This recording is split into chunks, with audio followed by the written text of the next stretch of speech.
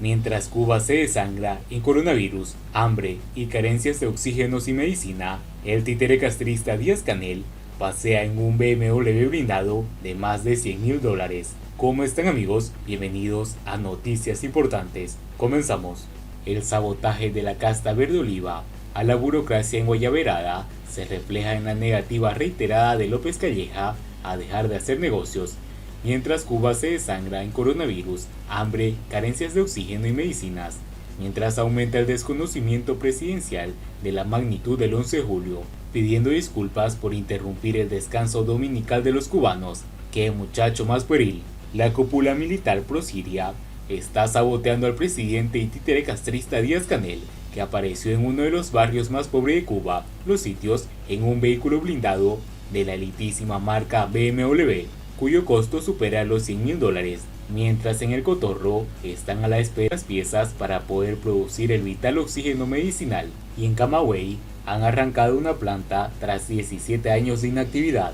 Sorprende que un dirigente tan querido por el pueblo, según los castristas, deba rodearse de tantas medidas de seguridad como las aplicadas por los guardias de la seguridad personal durante la esporádica visita de Díaz-Canel en el barrio Banero, donde el gardeo de presión de los escoltas fue muy evidente tras bajarse de ese insulto rodante que es el nuevo BMW usado por el presidente. El sabotaje de la casta verde oliva a la enguayaberada se refleja en la negativa reiterada de López Calleja a dejar de hacer negocios, mientras Cuba se desangra en coronavirus, hambre, carencias de oxígenos y medicinas, mientras aumenta el desconocimiento presidencial de la magnitud del 11 de julio, pidiendo disculpas por interrumpir el descanso dominical a los cubanos. ¡Qué muchachón más pueril! Y ahora el juguete de lujo, un BMW blindado que es una bofetada en el corazón y un insulto a la inteligencia del noble, empobrecido y yaciente pueblo cubano.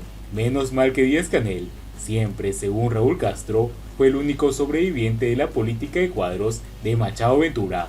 Si llega a ser de los autosuficientes como Pedro Sáenz o Marquitos Portal, el desastre sería todavía mayor.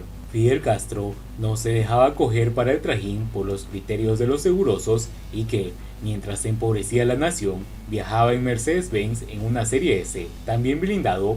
Cuando tenía que desplazarse a la Cuba profunda, mandaba a Vargas y luego a Francis a sacar la flota vieja de jeeps soviéticos y pedía a Joseito, de la Brigada Especial, que moviera a su gente disfrazada de inspectores de mosquito, carteros o personal sanitario en vista del terreno. La falta de reflejos políticos de Díaz-Canel, que sigue sin leer adecuadamente la rebelión del pasado 11 de julio, provoca puestas en escenas como la del pasado viernes en Los Sitios, donde López Calleja y el ministro del Interior, Álvarez Casas, organizaron un desembarco presidencial para quemar aún más la figura del títere castrista, que hasta ahora se movía en una flotilla de Mercedes-Benz viejos usados en protocolos de Consejo de Estado.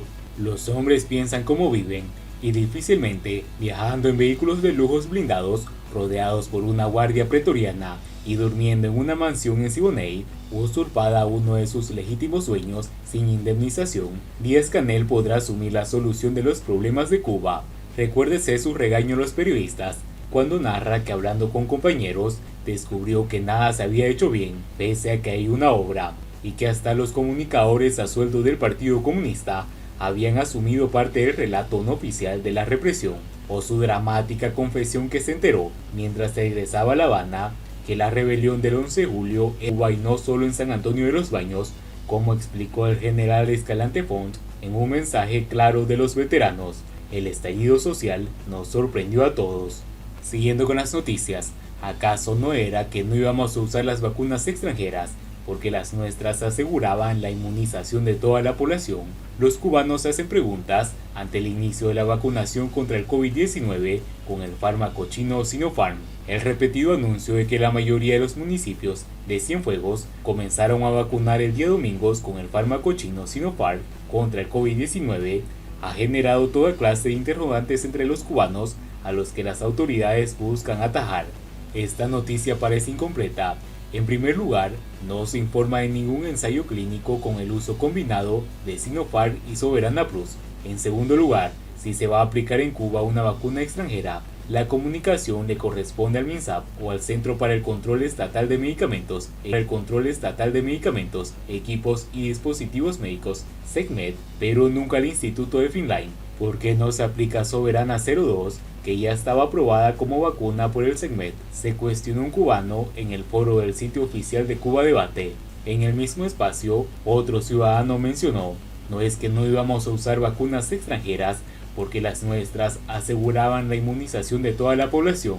No es por quitar méritos, pero leí varias veces que estaba asegurada la producción de la vacuna cubana. Entonces quisiera entender el repentino cambio al introducir esta vacuna china, y además, ¿por qué esta y no la rusa, que supuestamente tiene mejor porcentaje de eficacia demostrada incluso ante la variante Delta? Lo cierto es que muchos cubanos se cuestionan ¿dónde quedó la promesa de las autoridades de que Cuba sería el primer país que tendría vacunada a su población contra el nuevo coronavirus con fármacos propios? Es el programa televisivo Mesa 10 de agosto, titulado Vacunación y Efectividad. El doctor Gerardo Guillén, director de investigaciones biomédicas del Instituto de Ingeniería Genética y Biotecnológica, dijo que Cuba tenía para esa fecha el 29,4% de su población inmunizada, muy lejos del 70% prometido por las autoridades en abril y mayo. Por su lado, Pedro Mas, vicepresidente de la Sociedad Cubana de Higiene y Epidemiología del MINSAP, dijo que el país podría alcanzar un 90 o 95% de vacunación debido a que tiene su propia vacuna. La aspiración de proteger la soberanía tecnológica del país para no depender de proveedores foráneos y de los vaivenes del mercado internacional, supuestamente fue la razón que invocó el gobierno tanto para desarrollar los 5 candidatos vacunales contra el COVID-19 que se desarrollaron en el país para rechazar sumarse al Programa Internacional de Distribución de Dosis COVAX. Razón de más para no comprender la decisión de usar la Sinopharm. Ante la avalancha de críticas a la decisión de aplicar un número no precisado de dosis de la vacuna china en Cienfuegos, la doctora Dagmar García, del equipo científico creador de las Soberanas en el Instituto Finline, comentó que la propuesta de usarla en ese territorio se basa en la aplicación de dosis de Sinopharm cada 21 días, según el esquema recomendado por el proveedor, y una tercera dosis de Soberana Plus 21 días después de la segunda dosis. La especialista aseguró que la idea es coherente con el programa de inmunización cubano, dado que no se trata de un ensayo clínico, sino de una estrategia de inmunización que busca maximizar la eficacia sobre la base de combinaciones de vacunas. Hoy el mundo está combinando e intercambiando vacunas como una estrategia para maximizar la disponibilidad y la eficacia, dijo la doctora. La decisión de usar la Sinopharm en los cubanos, que no había sido mencionada en los medios nacionales hasta aquí en Cienfuegos, contrasta además con los anuncios del suministro de vacunas a países como Venezuela y Vietnam. Y bien amigos, así vamos terminando las noticias importantes del día de hoy. Nos ayudarían mucho compartiendo las noticias con sus amigos, con sus familiares, y así poder llegar a muchas más personas con la verdadera realidad en Cuba. Patria y vida mis hermanos, nos vemos en el siguiente informe.